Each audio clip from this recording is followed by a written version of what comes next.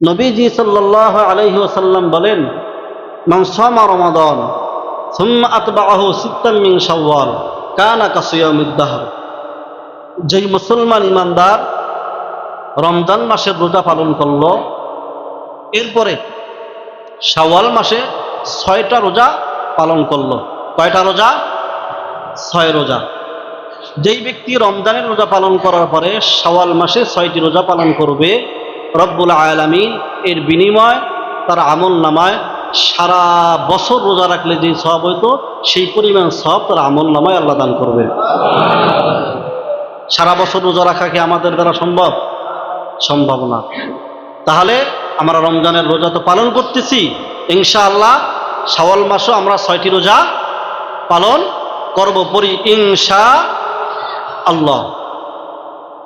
এই 6টা রোজা আপনি একাধারেও রাখতে পারেন, আবার ভেঙ্গে ভেঙ্গে মাঝে মাঝে গ্যাপ দিয়েও রাখতে পারেন। টোটাল 1 মাসের ভিতরে 6টা রোজা রাখলেই হয়ে যাবে। এখন আপনার যেভাবে সুবিধা হয় সেভাবে আপনি রোজাগুলো পালন করবেন। রমজান মাসে হলো 30টা রোজা, আর শাওয়াল মাসে 6টা, কটা হলো? 36টা। যেহেতু একটা আমলের সওয়াব, একটা নেকের সওয়াব আল্লাহ তাআলা কমপক্ষে 10 গুণ বাড়ায়, তাহলে 36কে যদি আমরা 10 দিয়ে গুণ করি তাহলে হবে 360।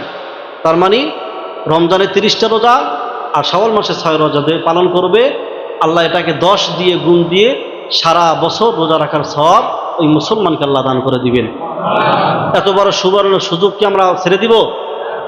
হ্যাঁ, সারা বছর রোজা রাখার সওয়াব, এটা আমরা কেউ যেন মিস না করি। রব্বুল আলামিন আমাদেরকে এই রোজাগুলো পালন করার তৌফিক দান করুক, পড়ি আমিন।